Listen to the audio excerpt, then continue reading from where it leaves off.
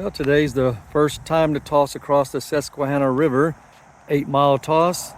It's always a little scary the first time across the river. Most of the time the birds do okay. But anyhow, I did toss them yesterday. I didn't record that. That was Sunday, it was raining. I tossed them for the third time from the 3-mile mark. I thought, well, that rain would be good for them. But I couldn't wait around to see what time they came in, and we had to leave to go to church. So when I came home, they were all in. Except for little Miss Trouble. She goes in and out. She knows how to get in between them bobs. She's a smart little devil. But anyhow, here we go.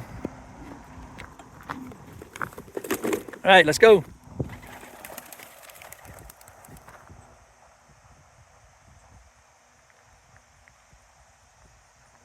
Good start.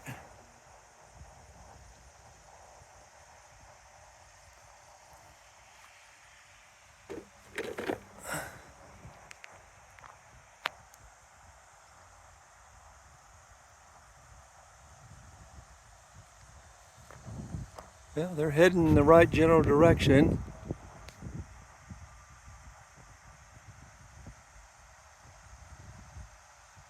Yep, I'm gonna head home and see if I can beat them. They are 28 minutes.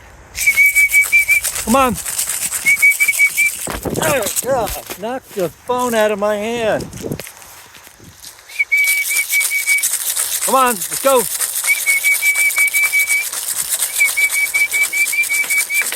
They did good, very good. Get in there, little Miss Trouble. Come on. Come on, get in there.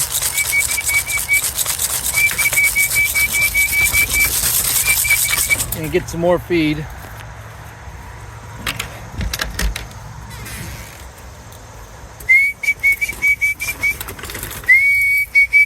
Hey, y'all hungry, huh? Hold on. Calm down, calm down. Look at that. Get back in there. Yeah, I had y'all good and hungry today, so y'all come home. I'm gonna have to turn this off. All right. Well, they did really well. Proud of them. 28 minutes. I barely beat them home. I'd been home maybe 1 minute. So they did really well. I've had problems before when I've had like up to 34 or 8 birds. I was watching one of my old videos. I think I lost some of them in that toss. But sometimes I lose a few there when I go across the river for the first time and go from about 3 miles up to, sometimes I get them out to 4 miles before I get the river, but I take them off course and go a different direction. But trying to keep them on course. So I have to cross the river, and that's 8-mile toss. That's where I usually go. Yeah. And I've been overfeeding them. So this time I cut their feed back and they didn't piddle around. And they stayed together. I'm so glad. All right. Well, today is their 13-mile toss. Home and straight that away. Let's see what happens. Y'all ready? Let's go.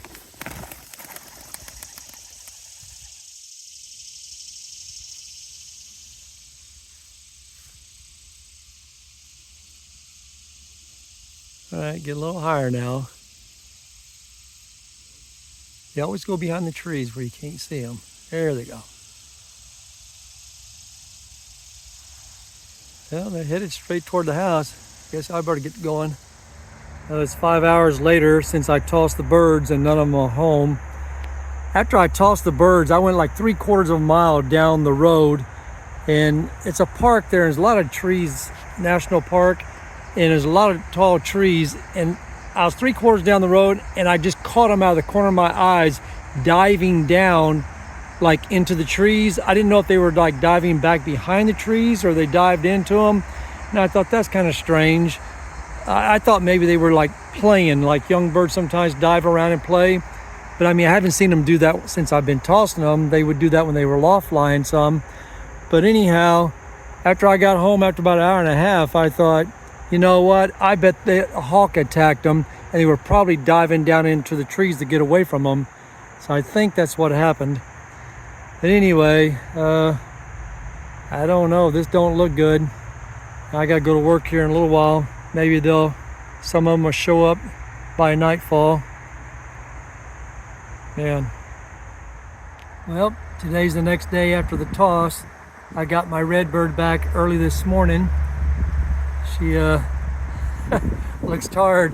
Anyway, I picked her up and checked her out. On her back end, she's got a puncture wound and a few feathers missing. So yeah, they got hit by the hawks. When I saw them dive down into the trees, apparently there was hawks after them. So I don't know if I'll get any more back or not. They've never, as far as I know, they never dealt with hawks before when they were out. This was their first time, so doesn't look good. Hopefully some more might come in today, but I wouldn't count on it. Well, it's been about, I think, 5 days. No other birds have come back. She's doing well now. I was worried if the puncture wound may have got into her guts, but she's doing good. Well, I may fly her a little bit around here, but I'm not gonna toss her too much. I don't want anything to happen to her. I'll breed out of her and try to have some babies to race next year. My Frank Zuli's house club member, his young birds up flying around. They were up on the roof there. My wife was going to take a picture of them, and then the guinea jumped up here and started squawking and scared them. So now they're flying again. Came and picked up some bands he's given me for my baby birds. I wasn't going to band them, and I thought, man, I sure like to band them. So I called him, and he had some extras he gave me.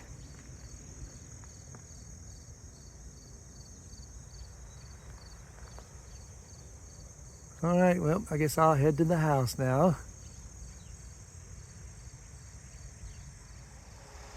All right, we're gonna look at the babies. They're getting big. Here's the little female. You can come up a little closer. Here's the little female. And yeah, she's gonna be solid white. Now this male, it turned out to be a red grizzle. And it doesn't have much on this side. I guess more come in as it gets older. But it's got a lot more red on this side. Yeah, little boy. How you doing, buddy?